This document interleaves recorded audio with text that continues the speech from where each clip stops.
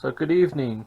It's been a couple weeks since I posted a video, and I do have something that I wanted to do here. A friend had asked me that the next time I do a little 3D printing, if I kind of do a how-to video or kind of a walkthrough of the process that I go through to build something. So I'm gonna go ahead and do that this evening. I am starting with my printer here. This is my ANET A8 printer. I've had it for a couple of years now and done a lot of modifications to it. Pretty much everything in blue I've added to it. I've also put in a full-size power supply, which is that right there. It's like a PC power supply. So, and then I do have a few different colors of the filament. I kind of built this rack as well, so kind of nice. And I'll go a little more in depth about this printer and how it works and stuff here in a little bit. But tonight we are going to cover the basics on how to design and how to model and how to basically get something from the computer screen onto the printer. So I want to start off by saying that my light in this room is not the best. So I'm trying the best I can. So what I have here is we bought a battery charger just over a year ago, and all of a sudden it quit working. And finally our representative for the company that we bought it from had come in to give us some sales brochures, and I said, hey, got a battery charger, stopped working, can you check the warranty for me? Wouldn't you know that like 3 weeks prior, had this thing been called in, it'd be under warranty. So it died. So, with that said, I'm like, okay, I will go ahead and pull it apart and just see if I have any burnt capacitors or if I can notice anything wrong with it. And of course I got it apart and didn't see anything wrong with it, but we got really busy at work, and so I had this thing strung out all over the counter, and I think a couple parts came up missing on it. Wasn't able to locate them. And what I'm noticing is missing is this little bracket right here. This is just a little plastic spacer, and I really need one for over here. I don't know what happened to it. It just flat came up missing. I looked all around the shop, couldn't find it, and I really don't feel comfortable putting this board back into the unit without making sure it's got some kind of a little bit of insulation between this and the frame. It's just, there's so much voltage that's going through this. These are the main leads right here for the battery charger, the positive, and then obviously ground. So it's grounded, and it ground this whole frame, but something tells me that it's really got to have that insulation, otherwise it's going to be a big nice spark and probably hurt somebody. So I'm going to go ahead and manufacture one of these. That's the plan tonight. Shouldn't be too hard. It's just a square stock, so one size square into a smaller one. Just need to make a hole right here, so get down that size. So let me show you kind of how I do this. So this is a good example. I've done several different little special projects, and similar to this, just little tidbits. So what I do is I do start, once again, for anybody who's following my videos and follows me knows that I like my little whiteboard. So I just have a cheap little whiteboard here, Dollar Tree special, nothing special. And what I do is I kind of draw up kind of what I'm going to do. So this will be the base that sticks to the bottom. Obviously the frame will be right about in here, and this stem will be a little bit taller. So something very simple. So square, kind of a square, maybe this a little taller, and throughout this whole structure there will be a chase or a cylinder so that a screw can go up into it. So I'm going to measure all this all out, and to do that I do use my caliper. So let me go ahead and grab my caliper. So this here is my caliper. This is nothing special. This is rated at a 4-inch digital caliper, Harbor Freight special. It really doesn't require a whole lot of special things. I do even have a plastic one that I used for quite a while before I upgraded to this. Now everybody's probably going, okay, Harbor Freight can't be that good of a machine. This thing is pretty doggone precise. I have tested it out. I do a little machining at work, so it just in my trade, it's kind of important that it is pretty specific. So I will use this, and what I'll do is I'll go back to this device once more, and I will go ahead and just kind of measure up what these sizes are and everything. And then the biggest thing is I'll measure this hole right here and kind of get the diameters here as well. So the idea thing is I'm going to have something that feeds on through, and we'll stick up this other side. Now on this one, it's got draw tabs, and that is a little difficult to do with the type of material that I use in my 3D printer. So what I'm going to do is I'm just going to be able to build it up, come on through like this one is, and I'll probably just grab the hot glue gun and just put a couple tacks of hot glue around it, which will be adequate enough to hold it into place. I'm just looking for a little stud to put the bolt in, and that's it. So nothing special there. So I'll go ahead and get that measured up, and then we'll see how we go ahead and progress from there. Okay, so I've gone ahead and used my caliper and got some measurements for us. So let me kind of explain this a little bit. We'll start with the screw. So what I did is I measured the shank of the screw, and it is 4.15 millimeter. Okay, so that's the outer shank. So the hole that I want in the middle of this is going to be slightly under that. So I think I will probably go with like a 3.75 millimeter, which will give it enough so that when I thread a screw into it, it'll generate some threads and the screw won't pull out, and it'll hold that board nice and tight to the unit. So we'll start with that. I do everything in millimeter just because it is easier with the program to calculate it through. You can do it in inches, but that gets a little funky. So this is kind of what we're looking at. The base of it is 9.60, the tallness of it is 6.40, and the shaft is roughly 14. So we're going to make that 14, and this top part of the cylinder will be 7.0 with that 3.75 cylinder running all the way through it. So to do that, I actually use a program called Fusion 360. I have a free license that I use on it. It is a good program. I mean, Fusion is basically the guys that years ago put out AutoCAD, so it is very similar to that, just not as confusing. There's tons of training videos, so that's part of the reason that I went with this software. And it is not that hard to do. So I'm going to go ahead and model this up in here and then kind of explain how I did it, because I can step back through it with the elements and stuff. Okay, so here's the part that I have designed and built. So I'll kind of step through what I did here. Boom. Let's go to the next step. So I started with a clean slate and basically built a box with my bottom dimensions. Decided to move it, go ahead and center it, make it easy for measurements. Then I built another box. This is the tall one. Went ahead and moved it over onto the existing one. Told it to get a little taller. Said, okay, let's cut a hole through it. And then put a fillet across the top part of it. And a fillet on one side, fillet on the other. So this is the shaft that's going to be sticking up through the base of the unit. And I kind of put fillets for the primary reason that I'm thinking I could get a little hot glue down in these little corners here, and that's going to hold it in a little bit better, and it's not going to be so sharp anyways. So that's the design of that. To print it is like super easy. Typically what I do is I go ahead and go over to Tools and select. Now I just go ahead and highlight the whole thing. Kabloom.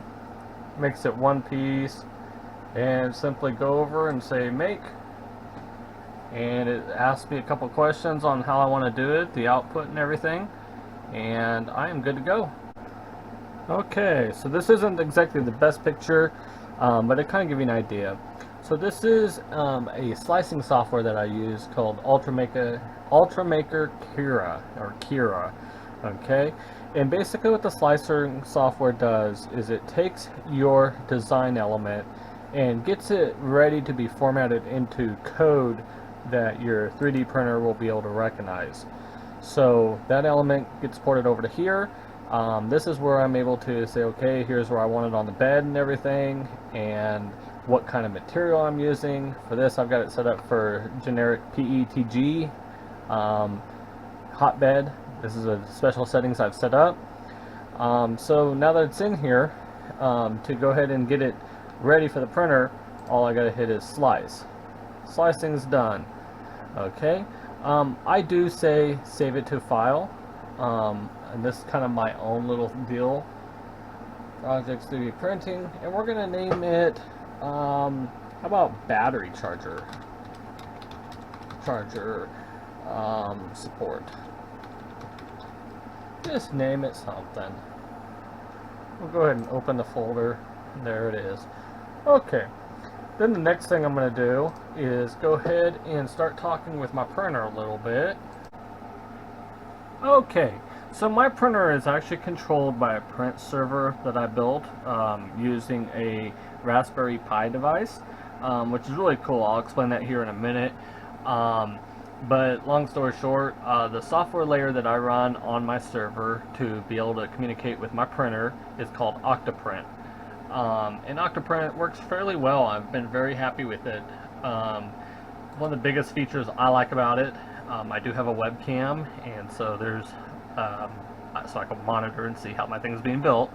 But the feature that got me was the ability to write custom scripting code to be able to do certain features with my printer that I wasn't able to do with certain other packages that I had tried out.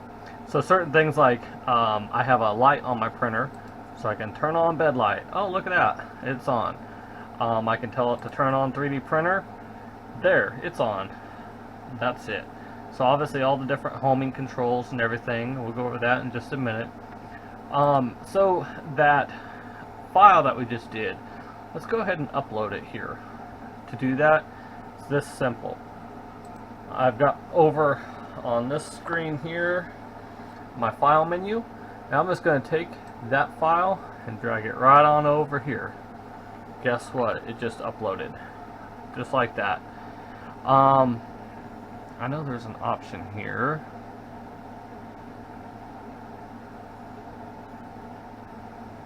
Load. Let's load that file. Okay, guess what? So there's kind of a screenshot of what the file's going to do, how it's going to pass through, and everything. Different elements it's going to take. It's got a rim around the outside. I'll explain that in a little bit. And that's kind of there. So it's been analyzed, ready to go. So let's, before we continue with this, let's go over to the printer and I'll kind of explain how my printer is set up. Okay, like I said at the beginning of this video, this printer, the base of it anyways, is an ANET A8 printer. I've had this printer for about 3 years now. When I got this thing, I ordered it on Amazon because I wanted a 3D printer and the price was right. When I got it, it came in a box and I had to assemble it myself. So I got lots of YouTube's videos on how to do that. Of course, the instructions they sent me was all in Chinese. So, and I don't read Chinese. I'm sure many of us don't. So I was able to get it built. And there were certain things that this printer came with. It had a weird power supply, which there were several reviews about making sure that you don't leave the printer unattended because it could catch on fire and all that. And then the voltage levels weren't exactly right, so it would fry motherboards. And I did fry the first motherboard for this printer.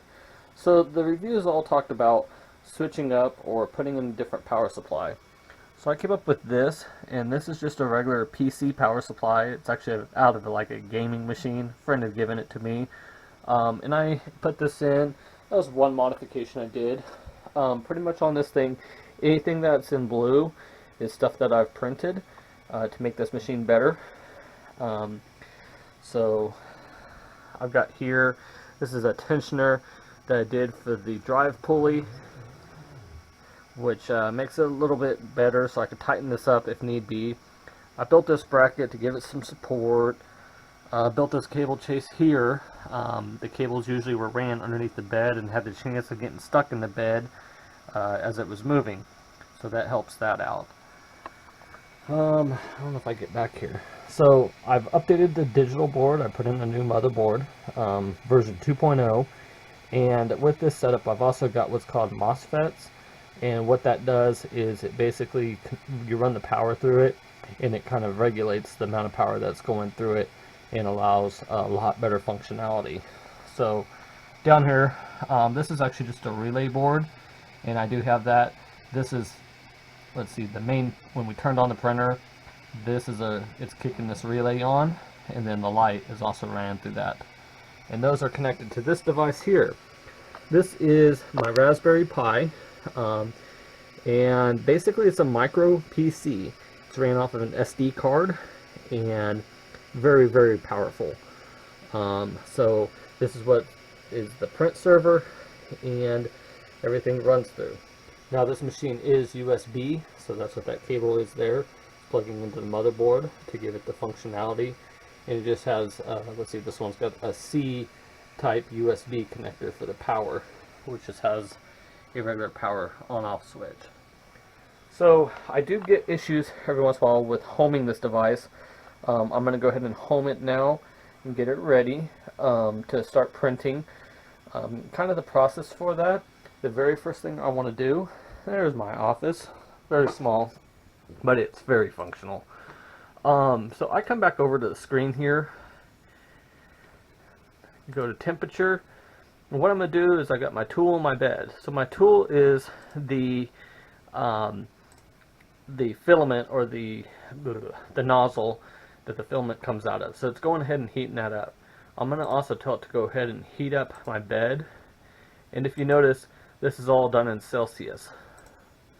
So let me explain this a little bit. So this is how this works.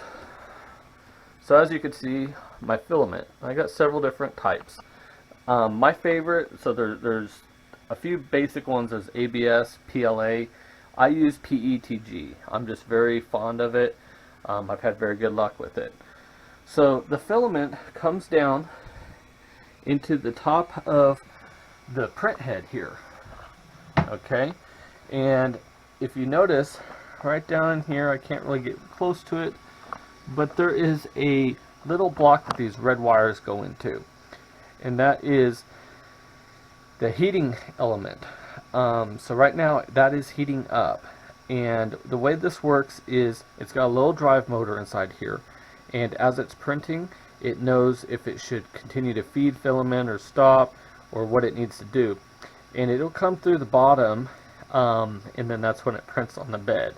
And it just kind of moves around like the shape of my finger, just kind of, and that's how that functions.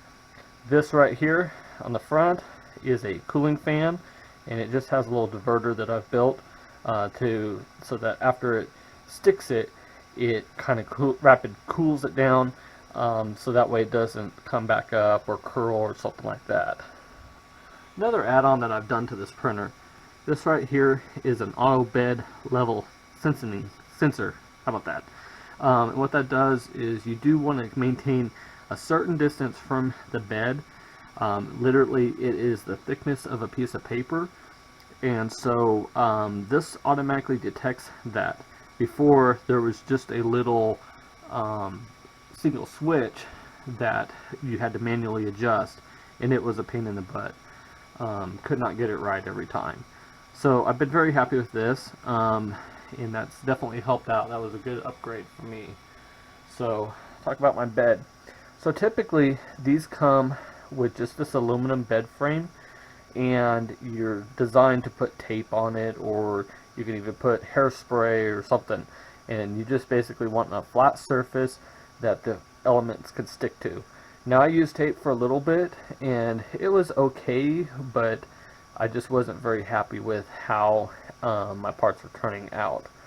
There's also bed mats, and they work pretty good, except for when your print head goes crazy, it'll gouge it in a heartbeat.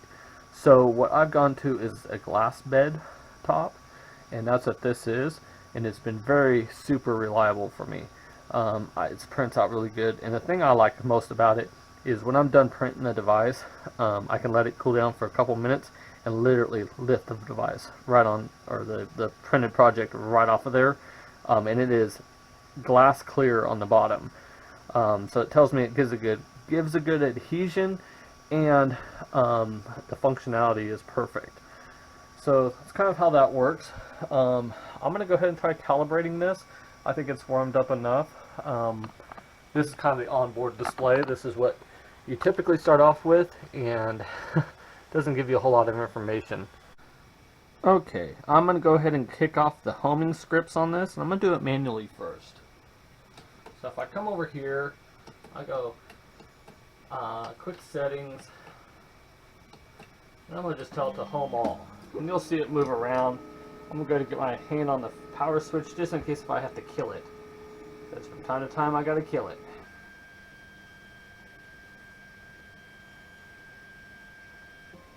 Oh, look at that, it worked. Okay.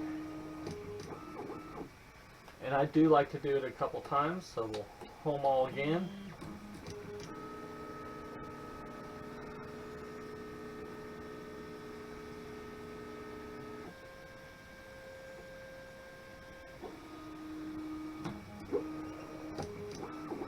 And because you guys are such good viewers tonight, I'm going to go ahead and try to get in just a little bit. I am still learning how to use my camera here, so we'll go like this.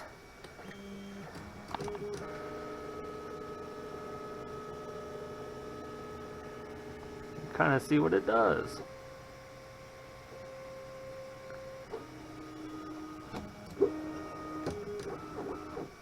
Okay. Go ahead and set you back down for a minute. And I'm going to kick it off from the computer now and see what it does. So if I come on over here, say control, tell it to home. Okay, it does a little bit different code, which is fine.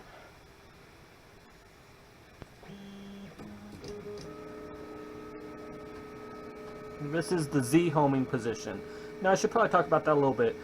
This thing obviously works on coordinates, and that's basically what the file when we did the slicing process is it's code that this machine recognizes, working off of an X, Y, and Z combination. So X is side to side, Y is depth, and Z is the distance to the bed. So X, Y, Z. So that's how that works.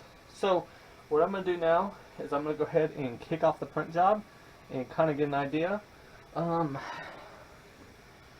Before I do that, there's one more thing I want to do. Watch what I do here.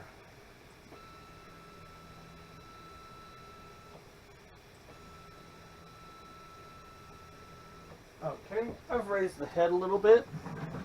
There's some boogers on the print head, and I'm just going to use a wire brush to get those off of there, because I found out that this thing does like to do that. And I'm going to kind of push the filament down, and the goal here is to kind of get it to string down.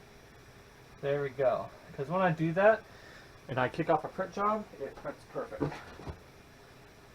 Correct.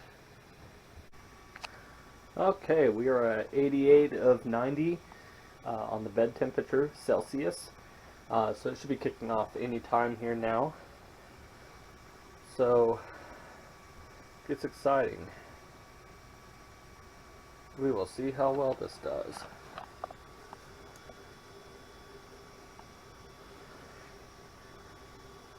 So anytime you print something, I usually create a rift or a draft, and basically what that is it puts out, rather than just starting on the piece, it gives it a little bit of a mounting plate and something to work with. So here we go.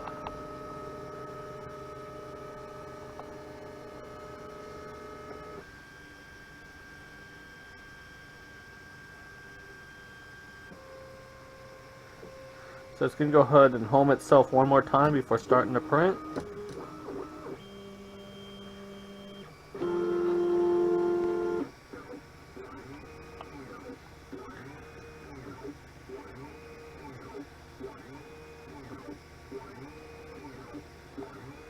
Okay.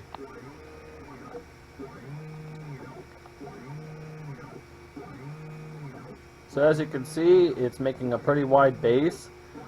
And that gets the project going really good, and that just really helps it adhere to the surface. The bigger the surface, obviously it's going to stick better.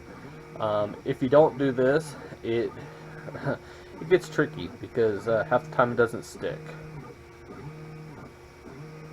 So that's all it does, is take several passes, just round and round.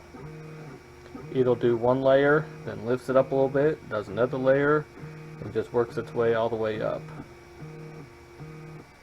So I will go ahead and cut out here because I do have a camera on the back side which will help out in this process. Okay, I wanted to break back in here for just a moment and kind of show you what's going on here. It's still printing. It's got a little bit more to go, but kind of the process for it. So it's actually doing really good. So now one thing I didn't talk about is during the slicing process, I could have told this kind of what to do if it needed to be a solid piece or if it could do like a filling aspect to it. And really I should have gone ahead and done a filling aspect to it, and I didn't do that. Or it's actually, you know, it's not a solid piece, and I'm kind of curious if it needed to be a solid piece or not. We really won't know until I thread a screw into it, but I think it'll work just fine. Okay, it has finished printing.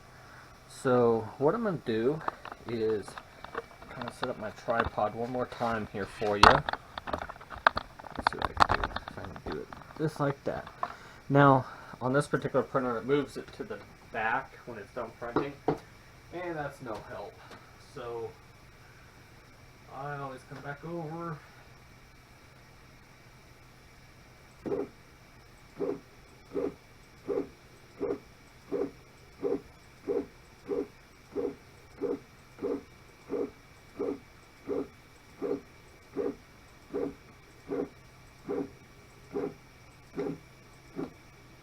I always sneak it back forward. So what I'm going to do, you can see the part has finished. I'm just going to let it cool down a little bit, and I could probably remove it from the bed right now because it's not a very big item, but I do like to let it cool down before trying to remove it. So I've let it cool down for a little bit, so I should be able to just go ahead and grab this and snap it right on off of there, and it comes right off. There it is. And so what I'm going to do now is I'm going to clean up this rough edge and everything. The way I do that, I've got two tools I use. First off is a Dremel, just with a sanding disc wheel on the end. Cheap Dremel. I got it from Harbor Freight, 10 bucks. Been a great little tool. And the second thing is a hot glue gun. Same type of deal. I think I got this off of Amazon. Wasn't a whole lot. So I'm going to use the Dremel to clean up the tool. Then I'm going to use the hot glue gun to glue it into place on the part.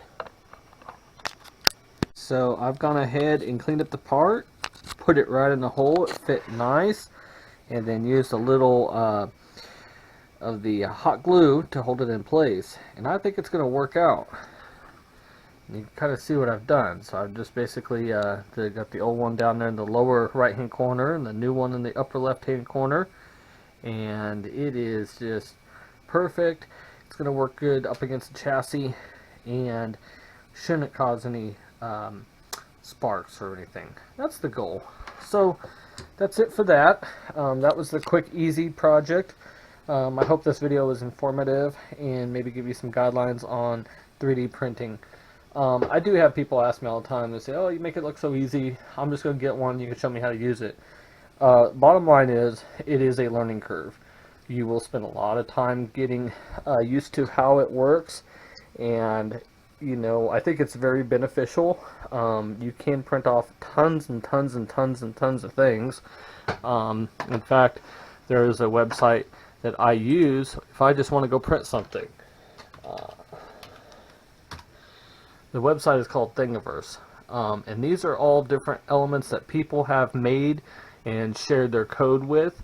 And there's just tons of stuff. I mean, like this one here. This will be one that I print real soon. It's a latch. So it's a two-part latch. Very simple. You know, print it out, all the different pieces, put it together, and you got you a latch. So, really cool. You know, possibilities are endless. So I hope you enjoyed this. I will do future videos and hopefully get some new projects to work on. Kind of running out of ideas. Got anything? Let me know.